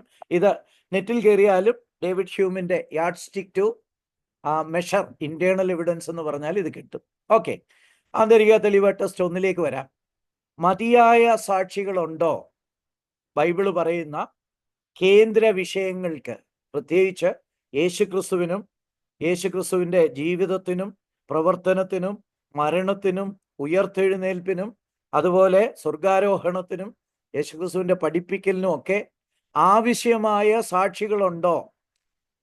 ഇതുമായിട്ട് താരതമ്യപ്പെടുത്തി വേറെ ചില ഗ്രന്ഥങ്ങൾ നോക്കിയാൽ അത് ദൈവം അവർക്ക് ദൂതൻ വഴി വെളിപ്പെടുത്തിയ എന്നാ പറയുന്നത്. എന്നാൽ പ്രവാചകന് പോലും അത് ദൂതനാണെന്ന് മനസ്സിലായിരുന്നില്ല. പിന്നെ വേറൊരു ക്രിസ്ത്യാനിയാണ് ഇതൊരു പക്ഷേ ദൂതനായിരിക്കും എന്നൊക്കെ പറഞ്ഞു കൊടുത്തത്. പ്രവാചകനെ ആക്കിയെടുക്കുകയായിരുന്നു. ആകെപ്പാടെ ആ ഗ്രന്ഥത്തിന് ഒരു സാക്ഷിയേ ഉള്ളൂ. മാത്രമല്ല ആ സാക്ഷിക്ക് ഇടയ്ക്ക് മാരണം ഉണ്ടാകുമായിരുന്നു. അല്ലെങ്കിൽ മന്ത്രവാദം കൊണ്ടൊക്കെ ബോധക്ഷയവും അതുപോലെ എന്തെങ്കിലുമൊക്കെ വിളിച്ചു പറയുന്ന രീതി അദ്ദേഹത്തിനുണ്ടായിരുന്നു എന്ന് അവരുടെ ഗ്രന്ഥങ്ങളിൽ തന്നെയുണ്ട്. അപ്പോൾ അങ്ങനെ വരുമ്പോൾ ഏകസാക്ഷി, ആ സാക്ഷി വിശ്വസിക്കാൻ മേലാത്ത ആള് എഴുതിയൊരു ഗ്രന്ഥം, അതുമായിട്ട് താരതമ്യപ്പെടുത്തുമ്പോൾ ബൈബിൾ എവിടെ നിൽക്കുന്നു? ഇതിനാകെപ്പാടെ ഒരു സാക്ഷിയേ ഉള്ളോ? ആ സാക്ഷിയെ നമുക്ക് വിശ്വസിക്കാമോ? ഇതൊക്കെ വളരെ വളരെ പ്രധാനപ്പെട്ട കാര്യങ്ങളാണ് ഈ ബൈബിളിൻ്റെ ആധികാരികത സംബന്ധിച്ച്. 9 സാക്ഷികൾ ബൈബിളിലെ പ്രധാന വിഷയങ്ങളെക്കുറിച്ച് പറയുന്നുണ്ട്. അവര് ഒന്നുകിൽ ഐ വിറ്റ്നസ്സുകളായിരുന്നു, ദൃക്സാക്ഷികളായിരുന്നു, അല്ലെങ്കിൽ ആ സംഭവം നടന്ന കാലത്ത് ജീവിച്ചിരുന്നവരാണ്. മാത്രമല്ല അത് കണ്ടവരോട് വളരെ പരിചയവും അടുപ്പവും ഒക്കെ ഉള്ളവരായിരുന്നു. അപ്പോൾ 9 സാക്ഷികൾ എഴുതിയ വിവരണങ്ങൾ നമുക്ക് ബൈബിളിൽ ലഭിക്കുന്നുണ്ട്. 4 സുവിശേഷന്മാര്, അതുപോലെ പൗലോസ്, അതുപോലെ പത്രോസ്, യൂദ, യാക്കോബ്, ഇങ്ങനെ അനേകരെഴുതിയ യോഹന്നാൻ, ഇങ്ങനെ അനേകരെഴുതിയ 9 പേരെഴുതിയ രേഖകളുണ്ട്. ഒരു കോടതിക്കാണെങ്കിൽ ഒരു സാക്ഷിയെ നന്നായിട്ട് കിട്ടിയാൽ തന്നെ, സാക്ഷിയില്ലേ തന്നെ സാഹചര്യ തെളിവ് വെച്ച് കോടതി ഉത്തരവിടാറുണ്ട്. ഒരു സാക്ഷി കിട്ടിയാൽ കോടതിക്ക് സന്തോഷമാണ്, നല്ല സാക്ഷി കിട്ടിയാൽ. 2 കിട്ടിയാൽ കൂടുതൽ, 3 കിട്ടിയാൽ വളരെ സന്തോഷം. ഇതാ ഇവിടെ 9 സാക്ഷികൾ ബൈബിളിലെ കേന്ദ്ര വിഷയങ്ങളെക്കുറിച്ച് സാക്ഷ്യം വഹിക്കുന്നുണ്ട്, അല്ലെങ്കിൽ എഴുതി നമ്മുടെ തലമുറയ്ക്ക് വേണ്ടി അവശേഷിപ്പിച്ചിട്ടുണ്ട്. അതിൽ 6 പേര് യേശുവിൻ്റെ അത്ഭുതങ്ങൾ സ്ഥാപിക്കുന്നതിൽ അവയിൽ 6 പേര്, അല്ലെങ്കിൽ അവരുടെ 6 പേരുടെ സാക്ഷ്യം വളരെ പ്രധാനമാണ്. മത്തായി, മർക്കോസ്, ലൂക്കോസ്, യോഹന്നാൻ, പ്രവർത്തികൾ, 1 കൊരിന്ത്യർ. ഈ ഗ്രന്ഥങ്ങൾ എല്ലാം യേശുക്രിസ്തുവിൻ്റെ അത്ഭുതങ്ങളൊക്കെ സ്ഥാപിക്കുന്നതിൽ വളരെ പ്രധാനമാണ്. അതിലെ ഏറ്റവും വലിയ അത്ഭുതമാണ് ഉയർത്തെഴുന്നേൽപ്പ്, അല്ലേ? അപ്പം ഈ അത്ഭുതങ്ങൾ സ്ഥാപിക്കുന്നതിൽ വളരെ പ്രധാനപ്പെട്ട 6 സാക്ഷികളുണ്ട്, തകിലൻ സാക്ഷികൾ. ഇനിയും ഈ പുസ്തകങ്ങൾ ഉയർത്തെഴുന്നേൽപ്പിൻ്റെ അത്ഭുതത്തിന് സാക്ഷ്യം വഹിക്കുന്നു. ഈവൻ മറ്റ് ലേഖനങ്ങളിൽ ഉയർത്തെഴുന്നേൽപ്പിനെ കുറിച്ച് പല കാര്യങ്ങളുണ്ട്, അവയും സാക്ഷ്യം വഹിക്കുന്നുണ്ട്. എന്നാൽ നേരിട്ട് വിശദ വിവരങ്ങൾ തരുന്ന ഈ 6 സാക്ഷികളുണ്ട്. 1 കൊരിന്ത്യർ 15-ാം അധ്യായത്തിൽ പുനരുത്ഥാനത്തിന് ശേഷം യേശുവിനെ കണ്ട 500 പേർ ഉണ്ടായിരുന്നു എന്ന് പൗലോസ് പറയുന്നുണ്ട്. 500 പേര് ഒരുമിച്ച് കണ്ട 500 പേര് ഒരുമിച്ച് അന്ന് ജീവിച്ചിരുന്നതായിട്ടാണ് പൗലോസ് അപ്പോസ്തലൻ പറയുന്നത്. പൗലോസ് അപ്പോസ്തലൻ പറയുകയാണ്, യേശുക്രിസ്തുവിനെ ഒരുമിച്ച്, അല്ലെങ്കിൽ യേശുക്രിസ്തു ഒരേ സമയം പ്രത്യക്ഷപ്പെട്ട 500 പേര്. മാത്രമല്ല പൗലോസ് അപ്പോസ്തലൻ വളരെ വളരെ ലോജിക്കലായിട്ട് അവിടെ ഉപയോഗിക്കുന്ന ഒരു വാക്കുണ്ട്, അവരിൽ പലരും ഇന്നും ജീവിച്ചിരിക്കുന്നു എന്നുള്ളത്. ഒന്ന് ആലോചിച്ച് നോക്കിയേ, ആ സാക്ഷികൾ, യേശുവിനെ കണ്ട സാക്ഷികള് ജീവിച്ചിരിക്കുന്ന കാലത്താണ് യേശുവിനെ കണ്ടു എന്നുള്ള സാക്ഷ്യം പറഞ്ഞിരിക്കുന്നത്. എന്ന് പറഞ്ഞാൽ ഈ 6 സാക്ഷികൾ പറഞ്ഞ സാക്ഷ്യങ്ങൾക്ക് വേറെ 500 പേര് ഞങ്ങളും കണ്ടതാന്ന് പറയാനായിട്ട് സാക്ഷികളായിട്ടുണ്ടായിരുന്നു. മാത്രമല്ല ഇത്രയധികം പേര് ഉണ്ടെന്ന് അവകാശപ്പെട്ടിട്ട് അവര് പറയുക, ഇല്ലില്ല ഞങ്ങളാരും കണ്ടിട്ടില്ലെന്ന് പറഞ്ഞാൽ അപ്പോസ്തലന്റെ സാക്ഷ്യം എന്നുള്ള ബലൂൺ അതോടെ പൊട്ടിപ്പോകും, അല്ലേ? അതായത് 500 പേര് യേശുക്രിസ്തു ഉയർത്തെഴുന്നേറ്റ് കണ്ടു, അതുകൊണ്ട് യേശുക്രിസ്തു ഉയർത്തെഴുന്നേറ്റിരിക്കുന്ന എന്ന് പൗലോസ് അപ്പോസ്തലൻ സ്ഥാപിക്കുക. അപ്പം ഈ അവകാശപ്പെടുന്ന 500 പേരിൽ പലരും ഇല്ല ഞങ്ങൾ കണ്ടിട്ടില്ല, ഞങ്ങളെ ഇതിൽ കൂട്ടണ്ട എന്ന് പറഞ്ഞിരുന്നു എങ്കിൽ, അല്ലേ, പൗലോസ് അപ്പോസ്തലന്റെ വാദഗതികൾ അതോടെ ഇല്ലാതെയാകുമായിരുന്നു. അപ്പം ഈ 500 കണ്ട സാക്ഷികൾ ജീവിച്ചിരിക്കുമ്പോൾ ആ സമയത്താണ് ഈ 6 സാക്ഷികൾ യേശുക്രിസ്തു ഉയർത്തെഴുന്നേറ്റിനെ കുറിച്ച് പറയുന്നത്. അപ്പം അതൊരിക്കലും തെറ്റാനായിട്ട് പറ്റത്തില്ല. വളരെ ലോജിക്കലായിട്ട് തന്നെ പൗലോസ് അപ്പോസ്തലൻ അത് സ്ഥാപിക്കുക. മാത്രമല്ല ഈ സാക്ഷികൾ നമുക്ക് പൊതുവെ പറയുമ്പോൾ ഇവരെ ആവശ്യത്തിന് സാക്ഷികളുണ്ട്. യേശുക്രിസ്തു പ്രത്യക്ഷപ്പെട്ട ഈ 500 പേരല്ലാതെ വേറെയും ധാരാളം പേരുണ്ട്. മാത്രമല്ല തൻ്റെ അനുഗാമികൾക്ക് അനേക തവണ പ്രത്യക്ഷപ്പെട്ടതായിട്ട് നമ്മൾ അപ്പോസ്തല പ്രവൃത്തി 1-ാം അധ്യായത്തിൽ വായിക്കുന്നുണ്ട്. അപ്പൊ അനേക തവണകളായിട്ട് അനേകം പേർക്ക് യേശുക്രിസ്തു പ്രത്യക്ഷപ്പെട്ടു. ആ സാക്ഷികൾ ജീവിച്ചിരിക്കുമ്പോഴാണ് ബൈബിളിലെ എഴുത്തുകാർ, അല്ലെങ്കിൽ ആ സംഭവങ്ങളുടെ നിത്യസാക്ഷികളായ ബൈബിളിലെ എഴുത്തുകാർ എഴുതിയത്. അതുകൊണ്ട് ഇത് നമ്മൾ അവിശ്വസിക്കേണ്ട ഒരു കാര്യവുമില്ല. അപ്പൊ സാക്ഷികളുടെ എണ്ണം സഫീഷ്യൻ്റ് ആണ്. ഇന്റേണൽ എവിഡൻസ് ടെസ്റ്റിലെ 1-ാമത്തെ ടെസ്റ്റ്, ആവശ്യത്തിന് സാക്ഷികളുണ്ടോ? യെസ്, ആവശ്യത്തിന് സാക്ഷികളുണ്ടായിരുന്നു. ഇതിൽ പരം സാക്ഷികളുടെ ഒരാവശ്യവുമില്ല. യേശുക്രിസ്തു ഉയർത്തെഴുന്നേറ്റെന്നോ, യേശുക്രിസ്തു അത്ഭുതങ്ങൾ ചെയ്തെന്നോ, രോഗികളെ സൗഖ്യമാക്കിയെന്നോ, മരിച്ചവരെ ഉയർത്തെഴുന്നേൽപ്പിച്ചെന്നോ എന്നൊക്കെയുള്ള കാര്യത്തിന് സാക്ഷികളായിട്ടുള്ള ധാരാളം പേര് ബൈബിളിൽ ആ സാക്ഷ്യം കുറിച്ചു വെച്ചിട്ടുണ്ട്. അത് ടോട്ടലി വിശ്വസനീയമാണ്, കാരണം ധാരാളം സാക്ഷികളുണ്ട്. എന്നാലും ഇനി ഈ സാക്ഷികളുടെ ചില പ്രത്യേകതകളും നമ്മുടെ ആ വിശ്വാസത്തിന് അടിസ്ഥാനമാണ്. അതിൽ 2-ാമത്തെ തെളിവിലേക്ക് വരാം. ആന്തരിക തെളിവ് 2, സാക്ഷ്യങ്ങൾ പരസ്പര വിരുദ്ധമാണോ? പല സാക്ഷ്യങ്ങളുണ്ട്. ഇത് പരസ്പര വിരുദ്ധമാണെങ്കിൽ അതോടുകൂടെ ഈ ബബിള് മുഴുവൻ പൊട്ടിപ്പോകും. അപ്പം ബൈബിളിൽ ഒരേ സംഭവത്തിൻ്റെ ഒരേ വ്യത്യസ്ത രചയിതാക്കളുടെ വിവരണങ്ങൾ തമ്മിൽ ചെറിയ വ്യത്യാസങ്ങളുണ്ട്. അത് സമ്മതിക്കുന്നതിന് ഒരു മടിയും വേണ്ട. യേശുക്രിസ്തു ഉയർത്തെഴുന്നേറ്റിനെ കുറിച്ച് ഒരിടത്ത് 2 ദൂതന്മാരുണ്ടായിരുന്നു പറയുന്നു, വേറൊരിടത്ത് ഒരു ദൂതൻ സംസാരിച്ചതിനെ കുറിച്ച് പറയുന്നു. അങ്ങനെയുള്ള വ്യത്യാസങ്ങളുണ്ട്, ചെറിയ വ്യത്യാസങ്ങളുണ്ട്. അതാരും ഡിനൈ ചെയ്യുന്നില്ല. ഈ ചെറിയ വ്യത്യാസങ്ങൾ വാസ്തവത്തിൽ അതിൻ്റെ സത്യസന്ധതയാണ് കാണിക്കുന്നത്. ഒരു ഉദാഹരണം പറഞ്ഞാൽ, ഒരു കോടതിയിൽ സാക്ഷികളെല്ലാം ഒരേ കാര്യം, ഒരേ സെന്റൻസ് ഒരേപോലെ പറഞ്ഞാൽ അത് വക്കീല് പറഞ്ഞു പഠിപ്പിച്ചാണെന്ന് കോടതി ചിന്തിക്കാനുള്ള സാധ്യതയുണ്ട്. കൂടുതൽ സാമ്യം വരുന്നത് പലപ്പോഴും അതിൻ്റെ പുറകിൽ ദുഷ്ടലാക്കോടുകൂടെ ഒരുപാട് പരിശീലനമൊക്കെ എടുത്ത് പറയുമ്പോഴാണ് അങ്ങനെ വരുന്നത്. അപ്പം വ്യത്യാസങ്ങളെന്ന് പറയുന്നത് നമ്മളെ ഒരു വിധത്തിലും ഭാരപ്പെടുത്തേണ്ട കാര്യമില്ല.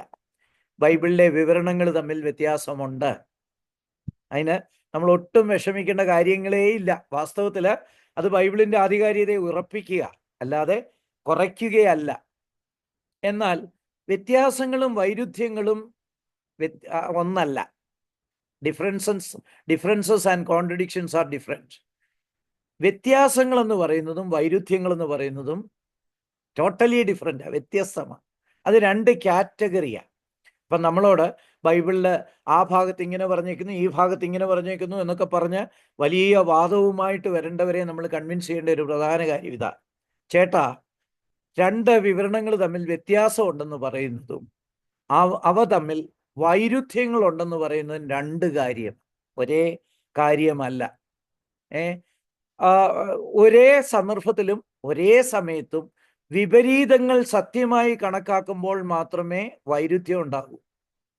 ഞാനിപ്പം പറയുക, ഇപ്പം 8:30 മണിയായെന്ന് പറയുക, 1 മിനിറ്റ് രാത്രി 8:30 മണിയായെന്ന് പറയുക, 1 മിനിറ്റ് കഴിഞ്ഞിട്ട് ഞാൻ പറയുക രാവിലെ 5 മണി ആയെന്ന് പറയുക. അത് വൈരുദ്ധ്യമാണ്.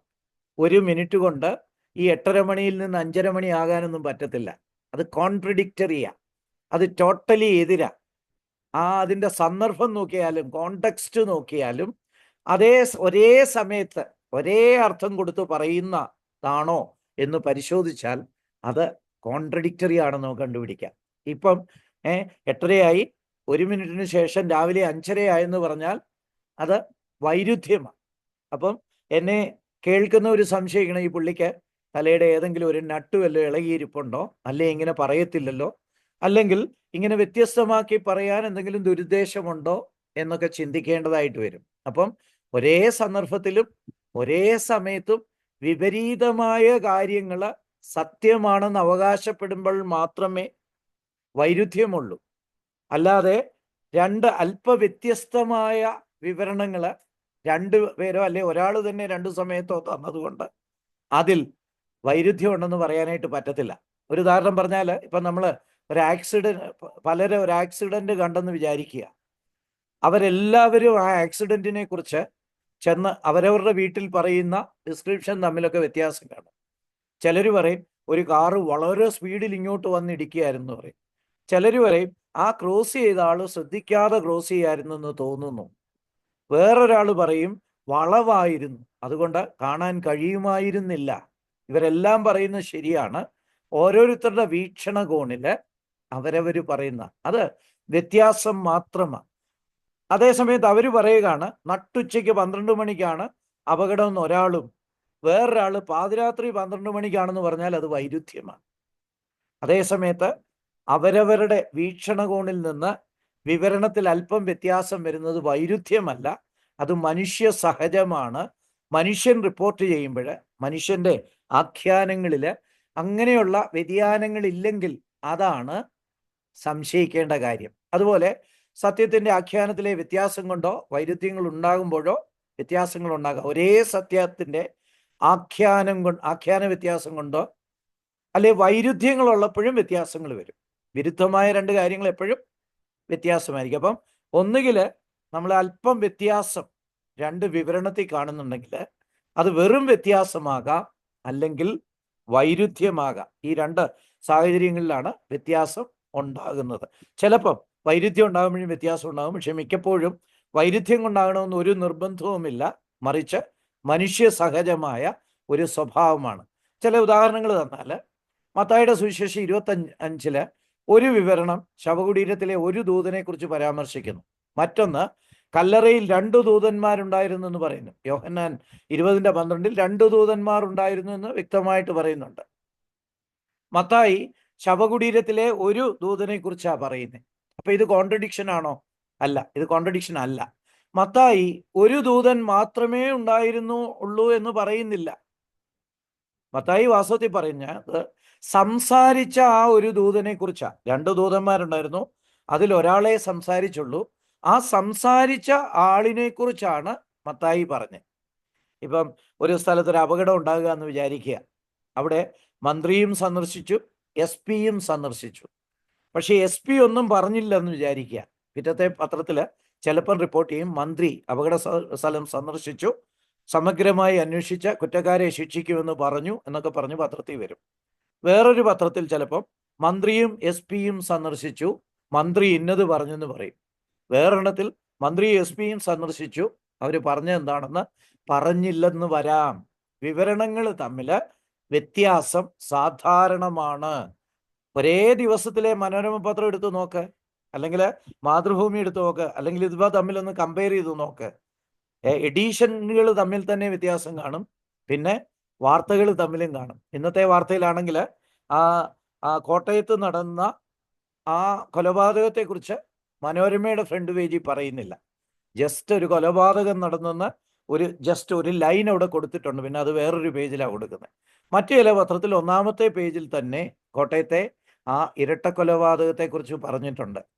എന്ന് പറഞ്ഞാൽ ആളുകൾ ഓരോ കാര്യത്തിന് കൊടുക്കുന്ന പ്രാധാന്യം വ്യത്യാസമാണ്. അതനുസരിച്ച് വിവരണത്തിന് വ്യത്യാസമുണ്ടാകാം. അപ്പോൾ ഈ മത്തായിയുടെ സുവിശേഷത്തിൽ ഒരു ദൂതനെ കുറിച്ചേ പറഞ്ഞിട്ടുള്ളൂ.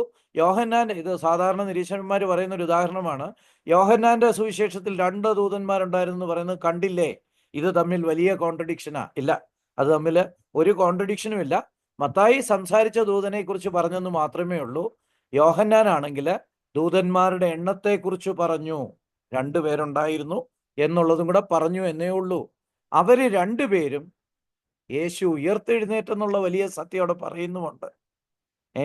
അവരുടെ വിവരണത്തിലുള്ള വ്യത്യാസങ്ങളെയാണ് നിരീശ്വരന്മാർ ശ്രദ്ധിക്കുന്നുവെങ്കിൽ അവിടെ ശ്രദ്ധിക്കേണ്ട വിഷയം 2 പേരും യേശു ക്രിസ്തു ഉയർത്തെഴുന്നേറ്റു എന്നുള്ള സത്യം, അതിനെക്കുറിച്ചാണ് പറയുന്നത്. ചോരമുള്ള ഒരു അകിടിൻ ചുവട്ടിലും ചോര തന്നെ കൊതുകിന് കൗതുകം എന്ന് പറഞ്ഞ പോലെ നിരീശ്വരന്മാർ എങ്ങനെങ്കിലുമൊക്കെ ഒരു കോൺട്രഡിക്ഷൻ ഉണ്ടാക്കി, അല്ലെങ്കിൽ വചനവിരുദ്ധര് എങ്ങനെയെങ്കിലുമൊക്കെ ഒരു കോൺട്രഡിക്ഷൻ ഉണ്ടാക്കി ബൈബിളിനെ ഇകഴ്ത്താമെന്നുള്ള ശ്രമത്തിലാണ് അങ്ങനെയുള്ള ക്രിറ്റിസിസംസ് ഒക്കെ വരുന്നത്. അതുപോലെ തന്നെ മത്തായിയുടെ സുവിശേഷം 27:5 യൂദാ കെട്ടിഞ്ഞാന്ന് ചത്തു എന്ന് നമ്മൾ വായിക്കുന്നുണ്ട്.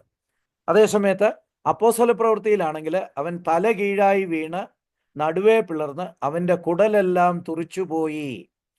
അവൻ തല കീഴായി വീണ് നടുവേ പിളർന്ന് അവൻ്റെ കുടലെല്ലാം തുറിച്ചുപോയി. ഇതും സാധാരണ നിരീശ്വരന്മാര് വലിയ കോൺട്രഡിക്ഷനായിട്ട് പറയുന്ന, കെട്ടിഞ്ഞാന്ന് ചാകുകയായിരുന്നോ താഴെ വീണ് ചാകുകയായിരുന്നോ, എന്താ സത്യം എന്ന് അവർ പലപ്പോഴും ചോദിക്കാറുണ്ട്.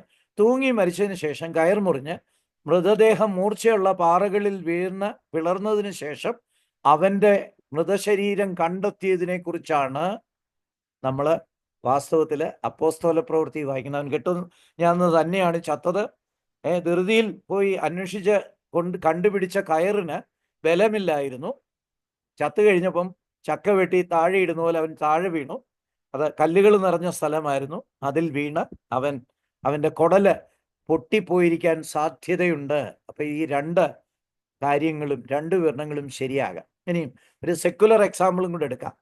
26/11 അപകടം നമുക്കെല്ലാം അറിയാം. അമേരിക്കയിലെ ടിൻ ടവർ ഭീകരന്മാർ തകർത്ത ആ സംഭവത്തെക്കുറിച്ചാണ് 26/11 എന്ന് പറയും.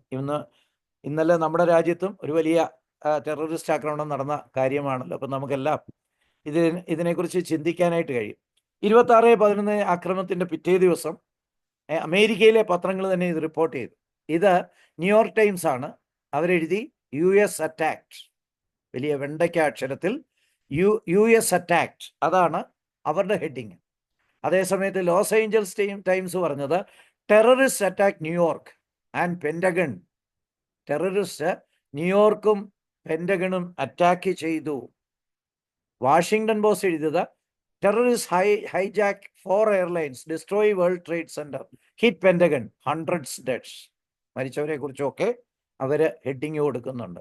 അതേസമയത്ത് ഡെയിലി ടെലിഗ്രാഫ് പറയുന്നത് വാർ ഓൺ അമേരിക്ക. അയ്യോ, പലരും പറഞ്ഞേക്കുന്ന പലരാ. ചിലർ പറയുന്നു US അറ്റാക്ക് ചെയ്തു, ചിലർ പറയുന്നു US യുദ്ധം തുടങ്ങിക്കഴിഞ്ഞു, വേറെ ചിലർ പറയുന്നു ടെററിസ്റ്റ് 4 വിമാനം ഹൈജാക്ക് ചെയ്ത് വേൾഡ് ട്രേഡ് സെന്ററും പെൻറ്റഗണും ഒക്കെ ഹിറ്റ് ചെയ്തു, 100 കണക്കിന് ആളുകൾ മരിച്ചു. വേറൊരു കൂട്ടർ പറയുന്നു terrorist attack New York and pentagon. വാർത്തകളും പടങ്ങളും ഒക്കെ എത്ര വ്യത്യസ്തമാണെന്ന് നോക്കിക്കേ. ഈ ഡിഫറൻസ് ഉള്ളത് കൊണ്ട് ഇതിലേതെങ്കിലും ഒരു വിവരണം തെറ്റാണെന്ന് നമുക്ക് പറയാനായിട്ട് സാധിക്കും. ഇതെല്ലാം ശരിയാ. ഇതെല്ലാം ഒരേ വാർത്തയെക്കുറിച്ച്, ഒരേ വസ്തുതയെക്കുറിച്ച് അവരുടെ ലേഖകർ ഒരു പക്ഷേ പോയി കണ്ടിട്ട് അച്ചു നിരത്തിയതായിരിക്കണം. അപ്പം ഇങ്ങനെയുള്ള വ്യത്യാസങ്ങൾ ഒരിക്കലും ഒരു ഗ്രന്ഥത്തിൻ്റെ അല്ലെങ്കിൽ ഒരു വിവരണത്തിൻ്റെ ആധികാരികതയെ ബാധിക്കുന്നില്ല. മറിച്ച് ഈ 4 പത്രങ്ങളും ഒരേ പത്രത്തിൻ്റെ ബ്രാഞ്ചായിരുന്നു എന്ന് വിചാരിക്കുക. ഹെഡ് ക്വാർട്ടേഴ്സിൽ നിന്ന് ഒരു വാർത്ത തയ്യാറാക്കി ഇവർക്കെല്ലാം കൊടുത്തിരുന്നെങ്കിൽ ഒരേ വാർത്ത ഉണ്ടാകുമായിരുന്നു. അതായത് ബൈബിളിനെ സംബന്ധിച്ച് പറയുകയാണെങ്കിൽ എല്ലാ എഴുത്തുകാരും തമ്മിൽ ഗൂഢാലോചനയൊക്കെ നടത്തി നമുക്ക് അങ്ങനെ എഴുതാവിടാ ഇങ്ങനെ എഴുതാവിടാ എന്നൊക്കെ പറഞ്ഞ് എഴുതിയിരുന്നു എങ്കിൽ എല്ലാം ഒരുപോലെ ഇരുന്നേ.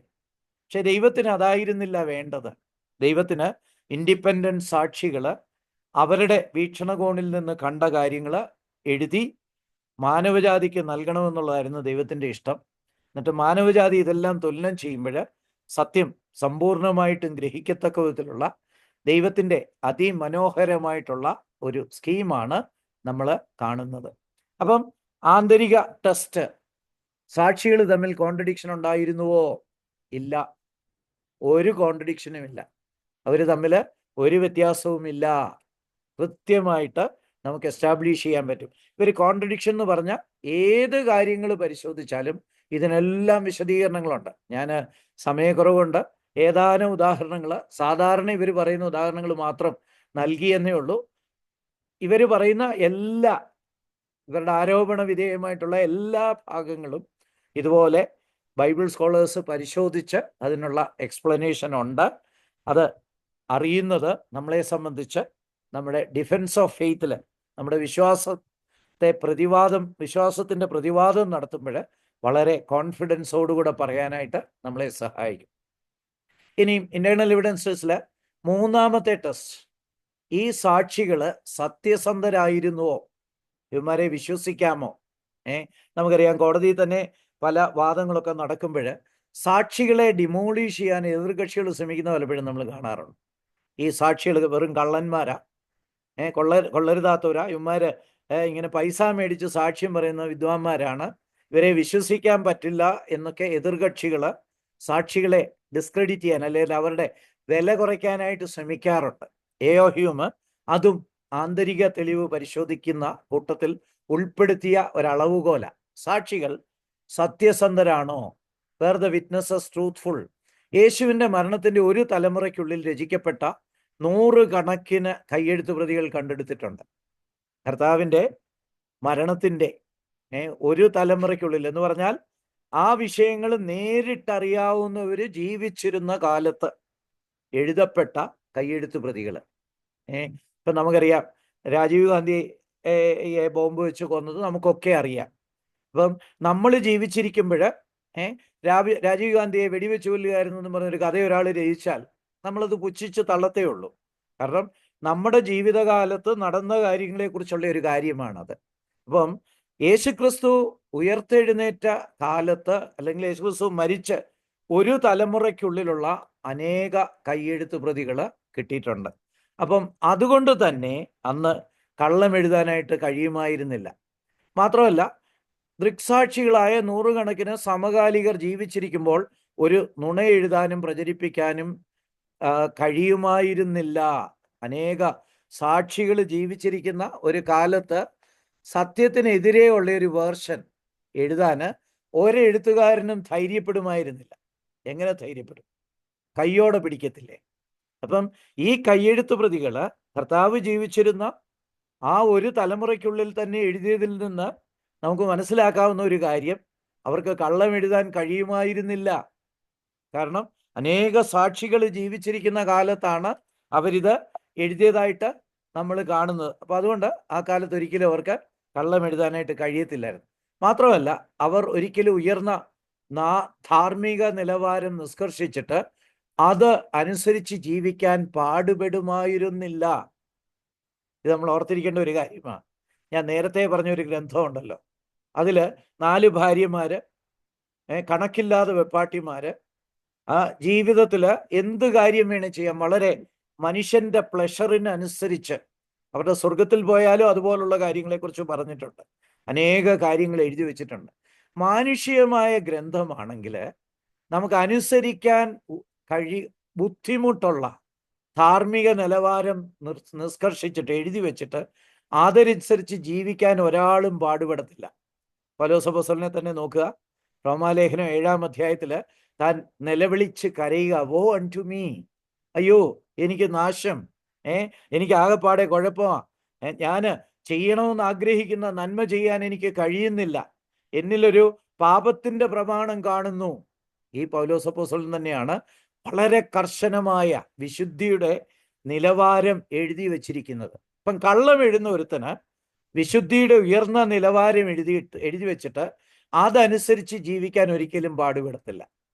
അതിൽ നിന്ന് തന്നെ ഇവർ സത്യസന്ധന്മാരായിരുന്നു. മാത്രമല്ല, യേശുക്രിസ്തുവിൻ്റെ ഉപദേശങ്ങളൊക്കെ, കോപിച്ചാൽ നീ ശിക്ഷാർഹനാണ്, നീ സ്ത്രീയെ മോഹത്തോടുകൂടെ നോക്കിയാൽ നീ ഹൃദയത്തിൽ വ്യഭിചാരം ചെയ്യുന്നു. ഇത് കള്ളന്മാരെഴുതിയിരുന്നെങ്കിൽ ഇതൊക്കെ അങ്ങ് അവോയ്ഡ് ചെയ്തേ. യേശുക്രിസ്തുവിൻ്റെ കുറേ അത്ഭുതങ്ങളും അതും ഇതുമൊക്കെ എഴുതിയിട്ട് യേശുക്രിസ്തുവിൻ്റെ മോറൽ ടീച്ചിങ്സ് ഒന്നും എഴുതത്തില്ലായിരുന്നു. വാസ്തവത്തിൽ ഇവരെ സംബന്ധിച്ച് 10 കൽപ്പന യേശുക്രിസ്തുവിൻ്റെ മോറൽ ടീച്ചിങ്ങിനേക്കാളും എത്രയോ എളുപ്പമായിരുന്നു. അപ്പോൾ അവർ ചുമ്മാ എഴുതുക, അതിൽ അങ്ങേയറ്റം എഴുതിയ 10 കൽപ്പനകളിൽ വരെ പോകുള്ളായിരുന്നു. അതിനപ്പുറം വരെ പോകാൻ ഒരു സാധ്യതയുമില്ല. അപ്പം വളരെ ഉന്നതമായ ധാർമ്മിക നിലവാരം എഴുതി വെച്ചിട്ട് അതനുസരിച്ച് ജീവിക്കാൻ ഒരു കള്ളം പറയുന്നവൻ ഒരിക്കലും തുനിയത്തില്ല. അവന് ആസ്വദിക്കത്തക്ക വിധത്തിലുള്ള പ്രമാണങ്ങൾ എഴുതി വെച്ചിട്ട് അങ്ങനെ ജീവിക്കാനായിട്ടേ അവൻ ശ്രമിക്കുമായിരുന്നുള്ളൂ.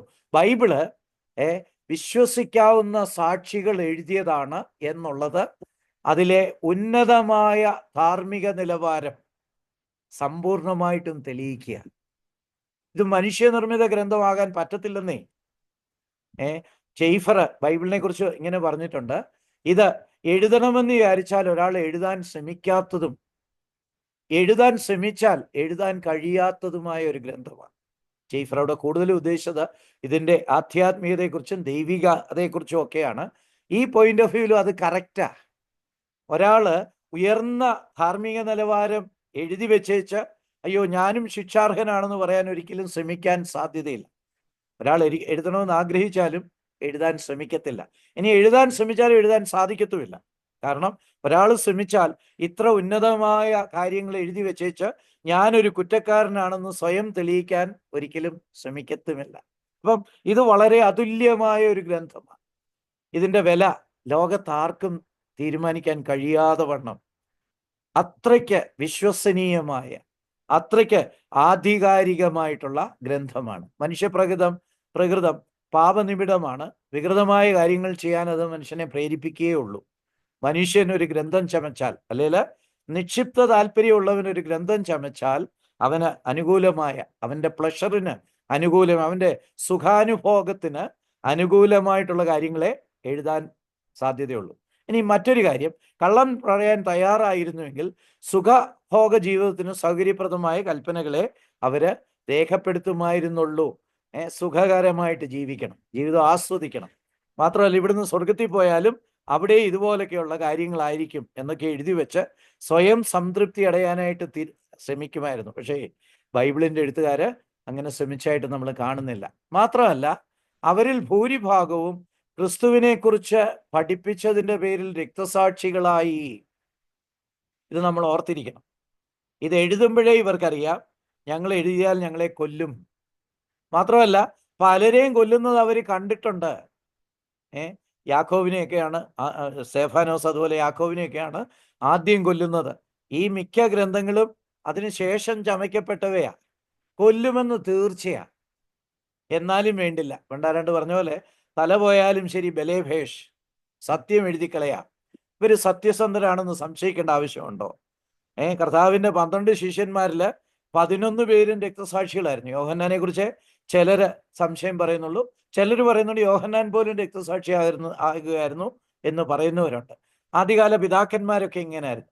യോഹന്നാന്റെ ശിഷ്യനായ പോളികാർപ്പിനെ അവർ ഒരു സ്റ്റേക്കിൽ കൊണ്ട് കെട്ടി നിർത്തി, സ്റ്റേക്കിൻ്റെ മുന്നിൽ നിർത്തി. എന്നിട്ട് പോളികാർപ്പിനോട് പറഞ്ഞു, പോളികാർപ്പേ, ഈ യേശു ദൈവമല്ല എന്ന് നീ പറഞ്ഞാൽ നിന്നെ വെറുതെ വിട്ടേക്കാം, നീ നിന്റെ വിശ്വാസം ത്യജിച്ചാൽ മതി, നിന്നെ വിട്ടേക്കാമെന്ന് പറഞ്ഞു. പോളികാർപ്പ് അവരോട് പറഞ്ഞില്ല, ഞാൻ 86 വർഷമായിട്ട് ഈ നല്ല കർത്താവിനെ സേവിക്കുന്നു, ഞാൻ അവനിൽ ഒരു കുറ്റവും കണ്ടിട്ടില്ല, ഞാൻ അവനെ എങ്ങനെ തള്ളിപ്പറയും? എന്നിട്ട് പോളികാർപ്പ് തന്നെ കൊല്ലാനായിട്ട് വട്ടം കൂടിയിരുന്ന ആ ജഡ്ജിനോടും മറ്റുള്ളവരോടും പറഞ്ഞു, എന്നെ ഈ സ്റ്റേക്കിൽ നിങ്ങൾ കെട്ടിവെക്കുകയൊന്നും വേണ്ട, കെട്ടിവെച്ചിട്ടാ സാധാരണ തീ കൊടുക്കുന്നത്, വിറകൊക്കെ ചുറ്റും അടുക്കി തീ കൊടുക്കുന്നത്. പോളികാർപ്പ് പറഞ്ഞു, അതിൻ്റെ ആവശ്യമൊന്നുമില്ല, ഞാൻ എങ്ങും ഓടിപ്പോവുകയില്ല, എൻ്റെ നാഥന് വേണ്ടി വന്നാൽ ഞാൻ മരിക്കാനും തയ്യാറാണ്. പ്രിയപ്പെട്ടവരെ, ആദ്യകാലങ്ങളിൽ അവരുടെ കൊളോസ്യത്തിലൊക്കെ എത്ര ക്രിസ്ത്യാനികളെയാണ് മണ്ണെണ്ണ ഒഴിച്ച തുണി ചുറ്റിയിട്ട് ടോർച്ച് പോലെ, വിളക്ക് പോലെ കത്തിച്ച് അവരാ പ്രകാശത്തിൽ ആനന്ദിച്ച് തിമിർത്താടിയത്. എത്രയോ പേര് ആദ്യത്തെ 2-3 നൂറ്റാണ്ടുകളിൽ എത്രയോ രക്തസാക്ഷികൾ കർത്താവിന് വേണ്ടി സാക്ഷ്യം പറഞ്ഞിട്ട്, ഈ രക്തസാക്ഷികൾ മരിക്കുമെന്ന് ഉറപ്പുണ്ടായിട്ട് കൂടെ അവർ സാക്ഷ്യം പറഞ്ഞു. അവരുടെ സാക്ഷ്യം വിശ്വസനീയമാണ്. ഇവരെ നമുക്ക് സംശയിക്കേണ്ട കാര്യമില്ല. ഒരു നുണയുടെ പേരിൽ അവർ മരിക്കാൻ ഒരിക്കലും തുനിയുമായിരുന്നില്ല. ചുരുക്കത്തിൽ പുതിയ നിയമം എഴുതിയ സാക്ഷികൾ അവർ വിശ്വസിച്ച സത്യത്തെ തങ്ങളുടെ ജീവൻ വരെ ത്യജിച്ച് അതിനെക്കുറിച്ച് സാക്ഷ്യം പറയാൻ മനസ്സുള്ളവരായിരുന്നു. അവരത്രയ്ക്ക് സത്യസന്ധരായിരുന്നു. ഞങ്ങൾക്ക് സത്യം പറഞ്ഞേ മതിയാകും, ഞങ്ങളത് പറഞ്ഞിരിക്കും, അതെല്ലാവരും അറിയണം. ഈ ഒരു നിർബന്ധമുള്ള സത്യസന്ധരായിട്ടുള്ള സാക്ഷികളായിരുന്നു. അതുകൊണ്ട് അവർ വിശ്വസിക്കത്തക്കവരാ. ഈ സാക്ഷികളെ ഡിസ്ക്രെഡിറ്റ് ചെയ്യാൻ ലോകത്തിൽ ഒരാൾക്കും കഴിയത്തില്ല. പ്ലിനി തന്നെ ഇവരെക്കുറിച്ച് പറയുന്നുണ്ട്. ക്രിസ്ത്യാനികൾ എന്നൊരു കൂട്ടം ജീവിക്കുന്നുണ്ട്. 112 നിങ്ങണ്ട AD 112 നിങ്ങണ്ട പറയുന്നത്. ക്രിസ്ത്യാനികൾ എന്നൊരു കൂട്ടം ജീവിക്കുന്നുണ്ട്. അവര് പാപം ചെയ്യാൻ വിമുഖതയുള്ളവരാ. അവർക്ക് പാപം ചെയ്യാൻ ഇഷ്ടമില്ല. പീഡകനായ ഒരു ഗവർണർ റിപ്പോർട്ട് ചെയ്യുക, ഇതാ ക്രിസ്ത്യാനികൾ എന്നൊരു കൂട്ടമുണ്ട്, അവർക്ക് പാപം ചെയ്യാൻ വിമുഖതയുള്ളവരാണ്. പ്രിയപ്പെട്ടവരെ, ഇന്നും എത്രയോ ക്രിസ്തീയ വിശ്വാസികള് പാപം ചെയ്യാൻ വിമുഖതയുള്ളവരായിട്ട് ഈ പ്രതലത്തിലുണ്ട്, ഭൂമിയുടെ പ്രതലത്തിലുണ്ട്. ഇത് കാണിക്കുന്നത് കർത്താവിൻ്റെ സാക്ഷികള് സത്യത്തിന് സാക്ഷി ചെയ്യുന്നവരാണ്. അപ്പം എഴുത്തുകാര് പ്രാഥമിക സോഴ്സുകളാണ് ഉപയോഗിച്ച്. ലൂക്കോസിന്റെ സുവിശേഷം 1:4 അവർക്ക് അറിയാവുന്ന കാര്യങ്ങളെ കുറിച്ച് അവർ പറഞ്ഞു. കേട്ടുകേഴ്വി അല്ല, അല്ലെങ്കിൽ എവിടുന്നെങ്കിലും കേട്ട കാര്യങ്ങളെ കുറിച്ച് എഴുതുകാരുന്നില്ല, മറിച്ച് അവര് സത്യം പറയുകയായിരുന്നു. സത്യം അറിയാവുന്നവരായിരുന്നു, ദൃക്സാക്ഷികളായിരുന്നു. ലൂക്കോസ് പറയുന്നതിനെ കുറിച്ചാണ്. നമുക്കെല്ലാം അറിയാവുന്നതാണല്ലോ. ഞാനെല്ലാം സൂക്ഷ്മമായിട്ട് പരിശോധിച്ച് ഇത് എഴുതേണ്ട കാര്യമാണ്, ക്രമമായിട്ട് എഴുതേണ്ടതുണ്ട് എന്ന് വിചാരിച്ചാണ് ഞാൻ ലൂക്കോസിന്റെ സുവിശേഷം എഴുതുന്നത് എന്നാണ് പൗലോസ് പറയുന്നത്. അതുപോലെ തന്നെ നമ്മൾ പത്രോസിന്റെ സാക്ഷ്യം വായിക്കുന്നുണ്ട്. നമ്മുടെ കർത്താവായ യേശുക്രിസ്തുവിന്റെ ശക്തിയെയും പ്രത്യാപനത്തെക്കുറിച്ച് ഞങ്ങൾ നിങ്ങളെ അറിയിച്ചത് കൗശലപൂർണമായി മെനഞ്ഞെടുത്ത കൽപ്പിത കഥകളെ വിശ്വസിച്ചുകൊണ്ടല്ല, ഞങ്ങൾ അവൻ്റെ ശക്തിപ്രഭാവത്തിന്റെ ദൃക്സാക്ഷികളായതുകൊണ്ടാണ്. ഞങ്ങൾ കണ്ടു, ഞങ്ങൾക്ക് അറിയാവുന്നതാണ് എഴുതിയത്, ഞങ്ങൾ അറിയാവുന്ന സത്യമായിട്ടുള്ള കാര്യങ്ങളാണ് എഴുതിയത്, അവര് അവകാശപ്പെടുകയും ചെയ്തു. യോഹന്നാൻ എന്താ പറയുന്നത്? ആദ്യം മുതൽ ഉണ്ടായിരുന്നതും ഞങ്ങൾ കണ്ടതും സ്വന്തം കണ്ണുകൊണ്ട് കണ്ടതും സൂക്ഷിച്ച് വീക്ഷിച്ചതും കൈകൊണ്ട് സ്പർശിച്ചതുമായ ജീവന്റെ വചനത്തെ പറ്റി ഞങ്ങൾ അറിയിക്കുന്നു. ഞങ്ങൾ തൊട്ടു നോക്കിയതാ, ഈ യേശുവിനെ ഞങ്ങൾ തൊട്ടു നോക്കിയതാ. ദൈവമാണെന്നൊക്കെയുള്ള ശരിയാ, പക്ഷെ ഞങ്ങൾ തൊട്ടു നോക്കിയതാ. ഞങ്ങൾക്ക് വളരെ വ്യക്തമായിട്ട് അറിയുന്ന ഒരു കാര്യത്തെക്കുറിച്ചാണ് ഞങ്ങൾ ഈ സാക്ഷ്യമെല്ലാം എഴുതിയിരിക്കുന്നത്. അപ്പം ഇവര് എഴുതിയത് സത്യസന്ധമാണ്. യോഹന്നാന്റെ മറ്റൊരു സാക്ഷ്യമാണ് യോഹന്നാൻ 13:35. അത് കണ്ടയാൾ തന്നെ സാക്ഷ്യപ്പെടുത്തിയിരിക്കുന്നു, അവന്റെ സാക്ഷ്യം സത്യവുമാണ്, നിങ്ങൾ വിശ്വസിക്കേണ്ടതിനാണ് സത്യം പറയുന്നതെന്ന് അവൻ അറിയിക്കുകയും ചെയ്യുക. യോഹന്നാൻ കണ്ട കാര്യങ്ങള് സത്യസന്ധമായിട്ട് രേഖപ്പെടുത്തിയ. ഇനി 4ാമത്തെ ടെസ്റ്റ്, ഈ സാക്ഷികൾ മുൻവിധിയുള്ളവരായിരുന്നു. യേശു പ്രത്യക്ഷപ്പെട്ടത് വിശ്വാസികൾക്ക് മാത്രമല്ല, യാക്കോബിനെ പോലുള്ള അവിശ്വാസികൾക്കും അവൻ പ്രത്യക്ഷപ്പെട്ടു. യാക്കോബ് യേശുക്രിസ്തുവിന്റെ സഹോദരനാ. യേശുക്രിസ്തു ജീവിച്ചിരുന്ന കാലത്ത് ഒരിക്കലും വിശ്വസിച്ചിരുന്നില്ല. യേശുക്രിസ്തു അവിശ്വാസികൾക്ക് പോലും പ്രത്യക്ഷപ്പെട്ടു. അതിൻ്റെ പ്രാധാന്യം എന്നാ? ഈ അവിശ്വാസികൾ പ്രെജുഡിസ്ഡ് ആകേണ്ട കാര്യമേ ഇല്ല.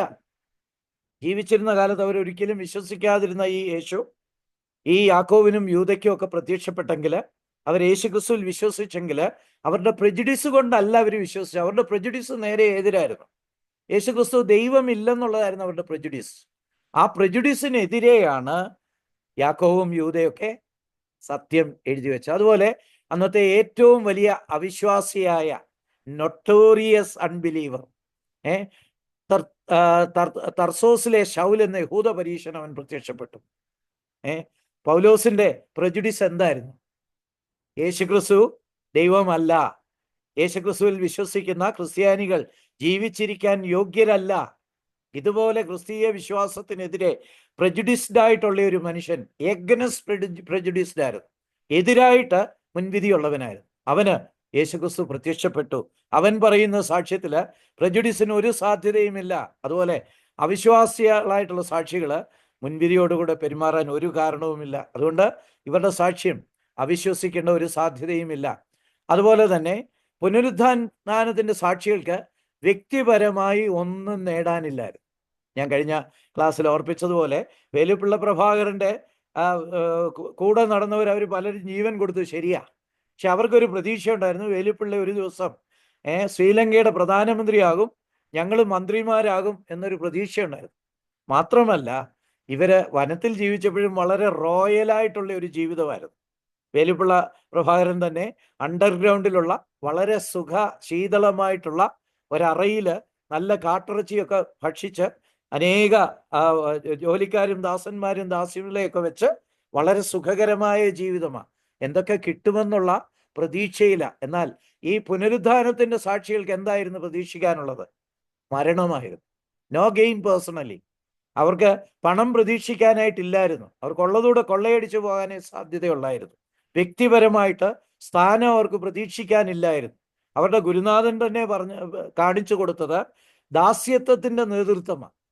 അവരപ്പം നേതൃത്വം ആഗ്രഹിച്ചു എന്ന് പോലും നമുക്ക് പറയാനായിട്ട് ഒരു സാധ്യതയുമില്ല. ഒരു ദാസനായി തീരാനുള്ള ആഗ്രഹമുള്ള, അപ്രകാരമുള്ള ഒരു നേതൃത്വം പോലുമേ അവർക്ക് സ്വീകരിക്കാൻ കഴിയുമായിരുന്നുള്ളൂ. ഈ ജനത്തിന്, ഈ സാക്ഷികൾക്ക് ഒരു വിധത്തിലുമുള്ള മുൻവിധികളില്ലായിരുന്നു. മാത്രമല്ല, അവരുടെ നിലപാടിന്റെ പേരിൽ അവർ പീഡിപ്പിക്കപ്പെടുകയും വധഭീഷണി നേരിടുകയും ചെയ്തുകൊണ്ടേയിരുന്നു. അപ്പോസ്തല പ്രവൃത്തിയിലൊക്കെ അതിന് ധാരാളം തെളിവുകൾ നമ്മൾ കാണിക്കുന്നുണ്ട്. അവരുടെ ജീവിതം മുഴുവൻ നിറയെ ഭീഷണികളും പ്രശ്നങ്ങളുമായിരുന്നു. പൗലോസ് അപ്പോസ്തലന് 2 കൊരിന്ത്യർ 1-ാം അധ്യായത്തിൽ പറയുമ്പോൾ, ഞാൻ മരിച്ചു പോകുമോ എന്ന് നിരാശ പൂണ്ടു പോകത്തക്ക വിധത്തിൽ എഫെസോസിൽ പ്രശ്നങ്ങൾ നേരിട്ടു. അവരുടെ ജീവിതം എപ്പോഴും ഇതുപോലുള്ള പ്രതിസന്ധികളും പ്രശ്നങ്ങളും നേരിടുന്നായിരുന്നു. ഒരുപക്ഷെ ജീവൻ കയ്യിലെടുത്ത് പിടിച്ചുകൊണ്ടുള്ള ഒരു ജീവിതമായിരുന്നു ഈ സാക്ഷികളുടെ. ഇവർക്ക് യാതൊരു മുൻവിധിയും ഇല്ലായിരുന്നു. മറിച്ച് സത്യം പറയണമെന്നുള്ള നിർബന്ധം മാത്രമേ ഉണ്ടായിരുന്നുള്ളൂ. സാക്ഷികൾ തങ്ങളെയോ അവരുടെ വിഷയങ്ങളെയോ ഉന്നതമായി പ്രതിഫലിക്കാത്ത കാര്യങ്ങൾ എഴുതുകയും ചെയ്തു. ഇവരെഴുതി വെച്ചപ്പം അവരുടെ കുറ്റങ്ങളും കുറവുകളും കൂടെ എഴുതി വെച്ചു. പ്രജുഡിസ്ഡ് ആയിട്ടുള്ളവരാണെങ്കിൽ ഞങ്ങൾ വലിയ മോഹന്മാരായിരുന്നു, ഞങ്ങൾ ആ ജനറേഷനിലെ ഏറ്റവും വലിയവരായിരുന്നു എന്ന് അവർ പറയുമായിരുന്നു. യേശുക്രിസ്തുവിന്റെ ഇരുവശത്തും ഇരിക്കാൻ ഇരിപ്പിടത്തെക്കുറിച്ചുള്ള തർക്കത്തെക്കുറിച്ചൊക്കെ രേഖപ്പെടുത്തി വെച്ചിട്ടുണ്ട്. ഇത് ഇവരെ വളരെ മോശമായിട്ട് കാണിക്കുന്ന കാര്യങ്ങളാണ്. അല്ലെങ്കിൽ പത്രോസ് അഗ്രകർമ്മികളോടുകൂടെ ഭക്ഷണം കഴിക്കാത്തപ്പോൾ പൗലോസ് പത്രോസിനോട് എതിർപ്പെടുന്നതെന്ന് നമ്മൾ വായിക്കുന്നുണ്ട്. പക്ഷേ പിന്നീട് പൗലോസ് എഴുതിയ കാര്യത്തെ വലിയ കാര്യത്തിൽ അത് സ്ക്രിപ്ചർ ആണെന്ന് പറഞ്ഞ് പത്രോസിന്റെ ലേഖനത്തിൽ പറയുന്നുണ്ട്. എന്ന് പറഞ്ഞാൽ പൗലോസ് എന്നെക്കുറിച്ച് പറഞ്ഞതും ശരിയായിരുന്നു എന്ന് പത്രോസ് തന്നെ സാക്ഷീകരിക്കുക. സത്യസന്ധരായിട്ടല്ലാത്ത, അൺബയസ്ഡ് ആയിട്ടല്ലെങ്കിൽ മുൻവിധികൾ ഉള്ള ഒരെഴുത്തുകാരനും തന്നെക്കുറിച്ചുള്ള കാര്യങ്ങൾ ഇങ്ങനെ എഴുതുകയില്ലായിരുന്നു. അല്ലെങ്കിൽ തൻ്റെ ഒരു ശിഷ്യൻ തന്നെയാണ് തൻ്റെ കാണിച്ചു കൊടുത്തത്.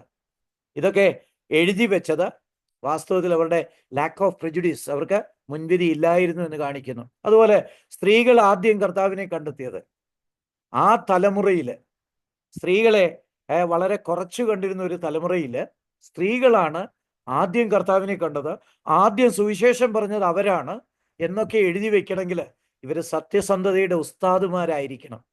ഇല്ലേല് യോഹന്നാനൊക്കെ എഴുതുമ്പം ഞാനും കൂടെ ഉണ്ടായിരുന്നു കൂട്ടത്തില്, അല്ലെങ്കിൽ ഞങ്ങൾ പലരും ചേർന്നാ കണ്ടത്, ഇങ്ങനെയൊക്കെ പറയാനുള്ള സാധ്യതയുണ്ടായിരുന്നു. യോഹന്നാൻ എഴുതുമ്പോൾ ആദ്യം പത്രോസാ കയറിയ, ഞാൻ വെളിയിലേ നിന്നുള്ളൂ, ഇങ്ങനെയുള്ള തങ്ങളെക്കുറിച്ചുള്ള നെഗറ്റീവായിട്ടുള്ള കാര്യങ്ങൾ എഴുതിയിട്ടുണ്ട്. അതുപോലെ യേശു പത്രോസിനെ സാത്താനെ എന്ന് വിളിച്ച കാര്യം നമ്മൾ വായിക്കുന്നുണ്ട്. എന്ന് പറഞ്ഞാൽ അവർക്ക് ഭൂഷണമല്ലാത്ത കാര്യങ്ങളും അവരെഴുതിയിട്ടുണ്ട്.